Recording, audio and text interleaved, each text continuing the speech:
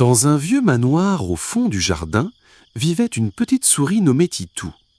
Titou était tout petit, avec un pelage doux et soyeux de couleur grise, des yeux brillants et des petites oreilles qui bougeaient à chaque bruit.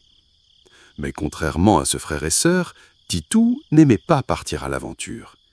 Il préférait rester bien caché dans son petit trou sous les planches du plancher, loin des dangers de l'extérieur. Tous les jours, ses frères et sœurs s'épanouissaient dans la maison, explorant le grand grenier poussiéreux et les coins sombres du vieux salon. Mais Titou avait peur de tout. Il avait peur des bruits étranges dans les murs, des ombres dans la nuit et surtout du gros chat blanc qui vivait dans la maison. Le chat, un grand matou aux yeux jaunes perçants, rôdait toujours près de la cuisine et il avait un regard qui faisait trembler Titou. « Et si je me fais attraper par ce monstre ?» se disait-il. Chaque fois qu'il apercevait le chat, son cœur battait à tout rompre et il se glissait dans un coin sombre pour se cacher. Mais il n'était pas seul à avoir peur. Titou avait une amie, la chouette Simone, qui vivait dans un arbre vieux et noueux dans le jardin. Simone était sage et très calme, et elle connaissait tous les secrets du monde. Un soir, alors que Titou était blotti sous son petit plaid, il entendit la chouette ouéter dans le jardin. Titou décida de lui parler. Simone la chouette avait observé Titou pendant longtemps, et elle savait que la petite souris vivait dans la peur. Elle se percha sur une branche et, d'une voix douce et réconfortante, dit « Titou, pourquoi restes-tu toujours caché dans ton trou ?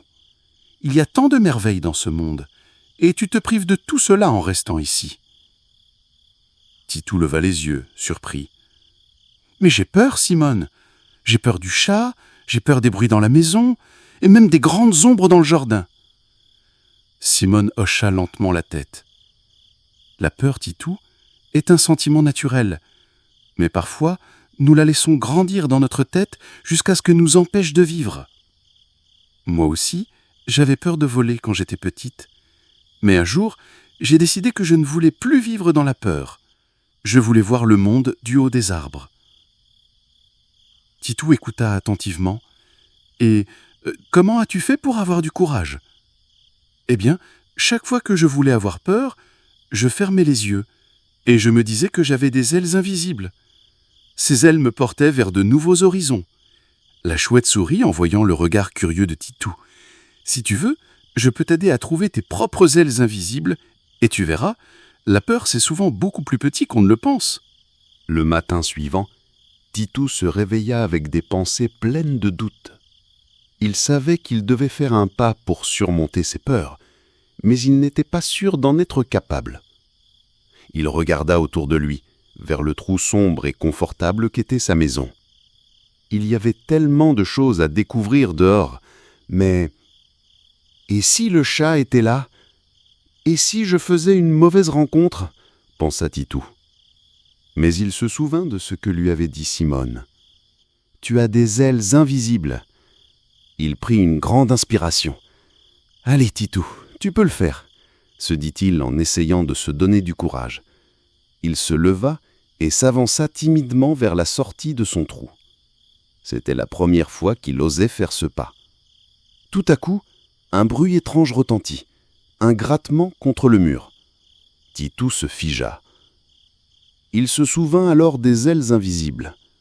Il ferma les yeux, imagina de grandes ailes douces et puissantes et se dit « Si je suis courageux, je peux voir le monde comme Simone. » Avec un petit frisson d'excitation, il se glissa hors de son trou et se retrouva dans la pièce sombre et poussiéreuse de la maison. Son cœur battait fort, mais il sentit quelque chose de nouveau, une petite flamme de courage qui grandissait à l'intérieur de lui. Alors qu'il avançait prudemment dans le salon, il aperçut le chat qui se reposait dans un coin ensoleillé, ses yeux jaunes fixés sur lui. Titou se figea de terreur. Le chat semblait énorme et ses griffes brillaient sous la lumière. « C'est maintenant ou jamais, Titou ?» pensa le petite souris. Il ferma les yeux un instant et imagina de grandes ailes invisibles. Puis, il prit une grande inspiration et se dirigea lentement vers le chat. À sa grande surprise, Le chat ne bougea pas. Il se contenta de le regarder calmement, comme s'il attendait quelque chose. « Tu n'as rien à craindre, petite souris, » dit le chat d'une voix douce, presque amicale. « Je suis vieux et fatigué. Je préfère dormir au soleil que de chasser des souris. » Titou cligna des yeux. « Mais pourquoi tu ne me chasses pas ?» demanda-t-il tout étonné. Le chat sourit. « Parce que j'ai appris qu'il y a de la place pour tous dans ce monde. Toi aussi, tu mérites de découvrir la beauté de la vie sans avoir peur. » Pour la première fois, Titou se sentit en paix. Il n'avait pas fui et il n'avait pas été attaqué. Le chat, loin d'être un danger, semblait être un ami. Finalement, Titou décida de sortir de la maison. Il s'avança dans le jardin, un endroit qu'il avait toujours trouvé trop effrayant. Les grandes fleurs étaient comme des montagnes pour lui, et le vent sifflait dans les feuilles des arbres. Mais cette fois, Titou se sentait différent. Il se mit à courir dans l'herbe, sa petite queue battant l'air. Il s'arrêta près d'une fleur pour observer une coccinelle qui marchait sur la tige. Il s'assit et écouta les bruits de la nature. Les oiseaux chantant dans les arbres, le vent soufflant dans les feuilles, et même un bruit doux et rassurant, celui du ruisseau qui coulait tranquillement.